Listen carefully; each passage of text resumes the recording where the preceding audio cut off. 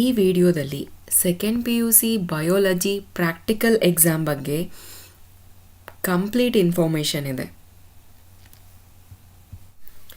ಈ ವಿಡಿಯೋದಲ್ಲಿ ಆನ್ಸರ್ ಯಾವ ರೀತಿ ಮಾಡಬೇಕು ಅಂತಲೂ ಕೊಟ್ಟಿದ್ದೀನಿ, ಮತ್ತು ಸ್ಲೈಡಲ್ಲಿ ನಿಮಗೆ ಯಾವ ರೀತಿ ಕಾಣುತ್ತೆ, ಮತ್ತು ಎಷ್ಟು ಆನ್ಸರ್ ಮಾಡಬೇಕು, ಯಾವುದಕ್ಕೆ ಎಷ್ಟು ಮಾರ್ಕ್ಸ್ ಇರುತ್ತೆ, ಮತ್ತು ಐಡೆಂಟಿಫೈ ಮಾಡೋದು ಹೇಗೆ, ಎಲ್ಲದೂ ಕಂಪ್ಲೀಟಾಗಿ ಹೇಳಿದ್ದೀನಿ.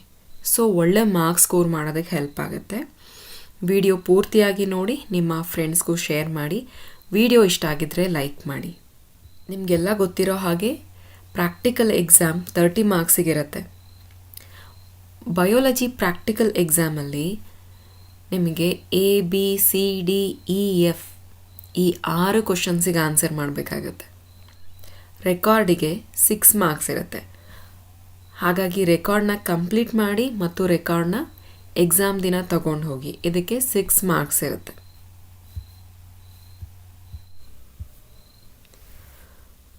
ಕ್ವೆಶ್ಚನ್ ಎ ಅಲ್ಲಿ 4 ಆಪ್ಷನ್ ಇರುತ್ತೆ. A1, A2, A3, A4. ನೀವು ಪಿಕ್ ಮಾಡಿದಾಗ ನಿಮಗೆ ಯಾವ ಆಪ್ಷನ್ ಬರುತ್ತೆ ಅದನ್ನು ನೀವು ಎಕ್ಸಿಕ್ಯೂಟ್ ಮಾಡಬೇಕಾಗತ್ತೆ. ಇದರಲ್ಲಿ ಫಸ್ಟ್ ಒನ್ A1 ಏನಂದರೆ, prepare a temporary slide to show pollen germination from the given material and calculate the percentage of pollen germination. ಇದು A1. ಇಲ್ಲಿ ಸ್ಲೈಡ್ ಪ್ರಿಪ್ರೇಷನಿಗೆ 3 ಮಾರ್ಕ್ಸ್ ಇರುತ್ತೆ ಮತ್ತು ಕ್ಯಾಲ್ಕುಲೇಷನ್ ಏನು ಮಾಡ್ತೀರಾ ಟೇಬಲ್ನ ಹಾಕಿ ಅದಕ್ಕೆ 2 ಮಾರ್ಕ್ಸ್ ಇರುತ್ತೆ. ಇಲ್ಲಿ ಕಾಣ್ತಾ ಇರೋ ಫ್ಲವರ್ ವಿಂಕಾ ಅಂತ, ವಿಂಕಾ ಫ್ಲವರ್. ಈ ಫ್ಲವರ್ನ ತಗೊಂಡು ಈ ಸೆಂಟರಲ್ಲಿರುವಂಥ ಪೋಲನ್ ಗ್ರೈನ್ಸ್ ಏನಿದೆ ಅದನ್ನು ನೀವು ಸ್ಲೈಡಲ್ಲಿ ಹಾಕ್ಕೊಳ್ಬೇಕು. ಪೋಲನ್ ಗ್ರೈನ್ಸ್ನ ಹಾಕಿದ ಮೇಲೆ ಸುಕ್ರೋಸ್ ಸೊಲ್ಯೂಷನ್ನ ಹಾಕ್ಕೊಳ್ಬೇಕು. ಅದಾದಮೇಲೆ ಕವರ್ ಸ್ಲಿಪ್ನ ಹಾಕಿ ಕವರ್ ಮಾಡಬೇಕು.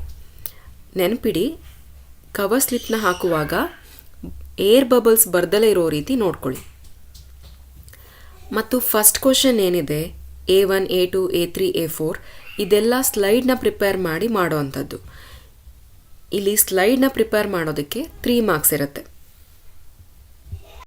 ಈ ವಿಡಿಯೋದಲ್ಲಿ ABCDEF ಏನು ಕ್ವಶನ್ಸ್ ಇದೆ ಇದಕ್ಕೆ ಯಾವ ರೀತಿ ಆನ್ಸರ್ ಮಾಡಬೇಕು ಅಂತಲೂ ಡೀಟೇಲಾಗಿ ಕೊಟ್ಟಿದ್ದೀನಿ. ಆ ರೀತಿ ಆನ್ಸರ್ ಮಾಡಿದ್ರೆ ನಿಮಗೆ ಪೂರ್ತಿ ಮಾರ್ಕ್ಸ್ ಸಿಗುತ್ತೆ. ವಿಡಿಯೋ ಪೂರ್ತಿ ನೋಡಿ, ಒಳ್ಳೆ ಮಾರ್ಕ್ಸ್ ಸ್ಕೋರ್ ಮಾಡೋದಕ್ಕೆ ಹೆಲ್ಪ್ ಆಗುತ್ತೆ.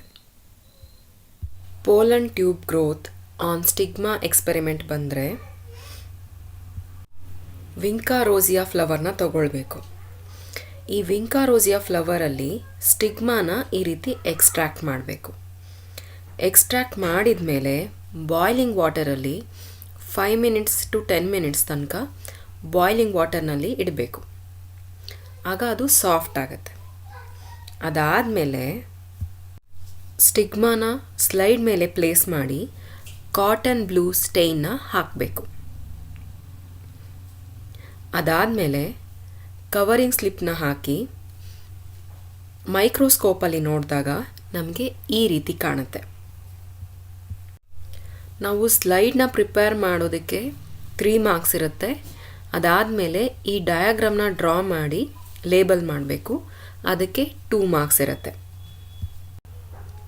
Next A3 experiment, transverse section of ovary. ಈ ಎಕ್ಸ್ಪೆರಿಮೆಂಟ್ ಬಂದರೆ ಹಿಬಿಸ್ಕಸ್ ಫ್ಲವರ್ನ ತಗೊಳ್ಬೇಕು. ಅಂದರೆ ದಾಸವಾಳದ ಫ್ಲವರ್ ಏನಿದೆ ಅದನ್ನು ತಗೊಳ್ಬೇಕು. ತಗೊಂಡು ಆ ತೊಟ್ಟಿನ ಪಾರ್ಟ್ ಇದೆಯಲ್ಲ ಅಲ್ಲಿ ಓವರೀಸ್ ಇರುತ್ತೆ, ಅದನ್ನು ಬ್ಲೇಡಿಂದ ಈ ಥರ ತಿನ್ನಾಗಿ ಅಡ್ಡಡ್ಡ ಕಟ್ ಮಾಡ್ಕೊಳ್ಬೇಕು. ಸ್ಯಾಫ್ರಾನಿನ್ ಸ್ಟೈನ್ನ ಯೂಸ್ ಮಾಡಿ ಸ್ಲೈಡ್ನ ಪ್ರಿಪೇರ್ ಮಾಡ್ತೀವಿ.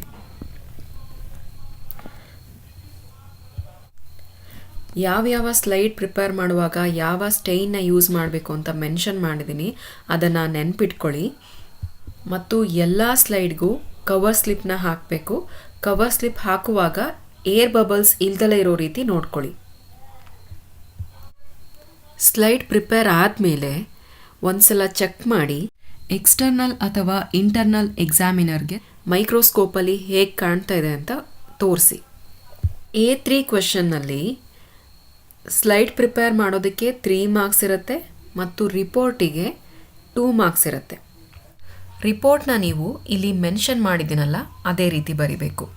ನಂಬರ್ ಆಫ್ ಲೋಕ್ಯೂಲ್ ಪೆಂಟಾಲೋಕ್ಯುಲಾರ್ ಅಂದರೆ 5 ಲೋಕ್ಯೂಲ್ಸ್ ಇರುತ್ತೆ ಅಂತ. ಅದಾದಮೇಲೆ type of placentation axile placentation.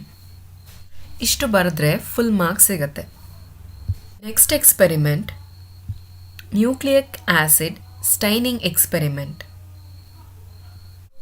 ಆನಿಯನ್ನ open ಮಾಡಿದಾಗ ಈ ರೀತಿ ತೆಳುವಾಗಿರುವಂಥ ಲೇಯರ್ ಕಾಣುತ್ತಲ್ಲ, ಇದನ್ನು ಪೀಲ್ ಮಾಡಬೇಕು.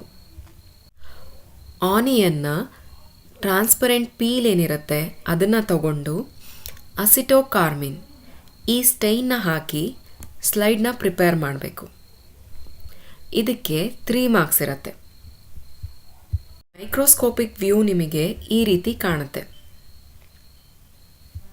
ನೆಕ್ಸ್ಟ್ ರಿಪೋರ್ಟ್ ಏನು ಬರಿತೀವಿ ಅದಕ್ಕೆ 2 ಮಾರ್ಕ್ಸ್ ಇರುತ್ತೆ. ರಿಪೋರ್ಟಲ್ಲಿ ನಾವು shape of the cell rectangular ಅಂತ ಬರಿಬೇಕು. Next number of nuclei per cell 1 ಅಂತ ಬರಿಬೇಕು.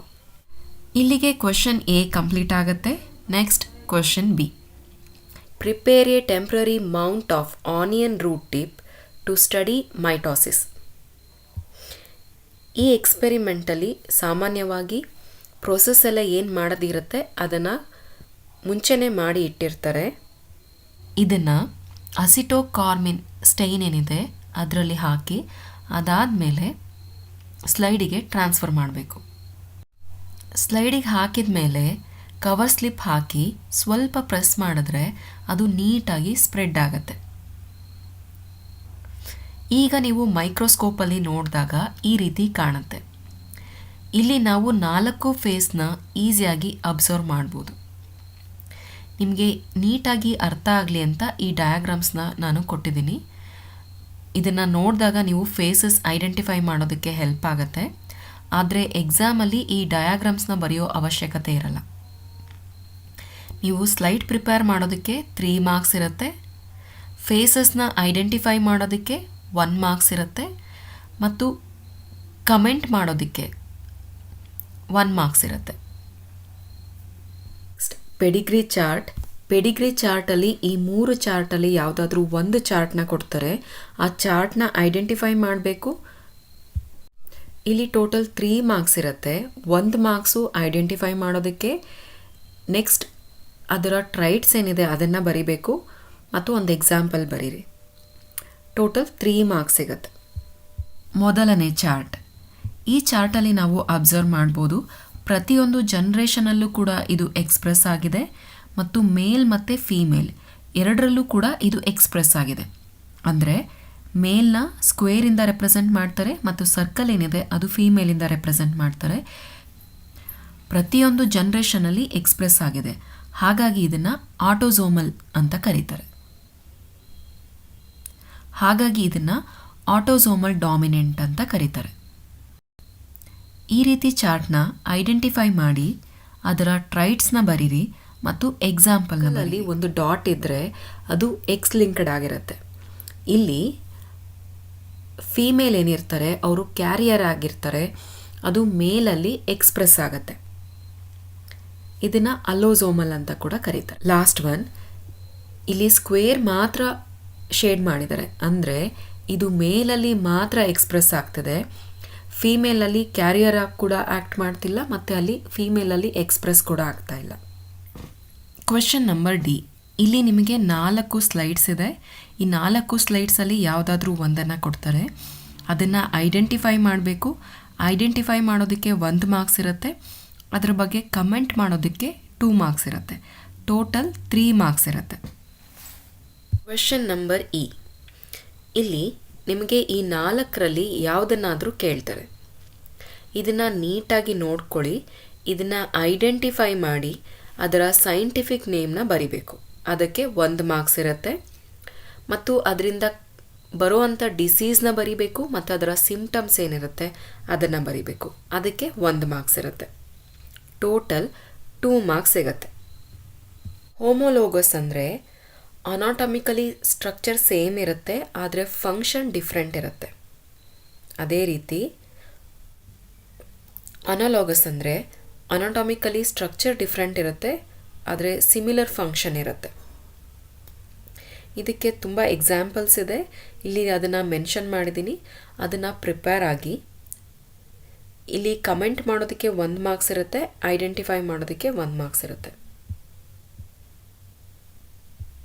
ಅಲ್ಲಿಗೆ ನಮ್ಮ 6 ಕ್ವಶನ್ಸ್ ಕೂಡ ಕಂಪ್ಲೀಟ್ ಆಗುತ್ತೆ. 20 ಮಾರ್ಕ್ಸ್ ಬರುತ್ತೆ. ಉಳಿದ 10 ಮಾರ್ಕ್ಸ್ ನಿಮಗೆ 4 ಮಾರ್ಕ್ಸ್ ವೈವಾ ಕ್ವಶನ್ಸಿಗೆ ಬರುತ್ತೆ, 6 ಮಾರ್ಕ್ಸ್ ರೆಕಾರ್ಡಿಗೆ ಬರುತ್ತೆ.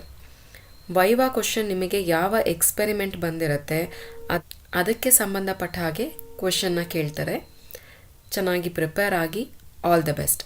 ವಿಡಿಯೋ ಇಷ್ಟ ಆಗಿದ್ದರೆ ನಿಮ್ಮ ಫ್ರೆಂಡ್ಸ್ಗೂ ಸಹ ಶೇರ್ ಮಾಡಿ, ಲೈಕ್ ಮಾಡಿ.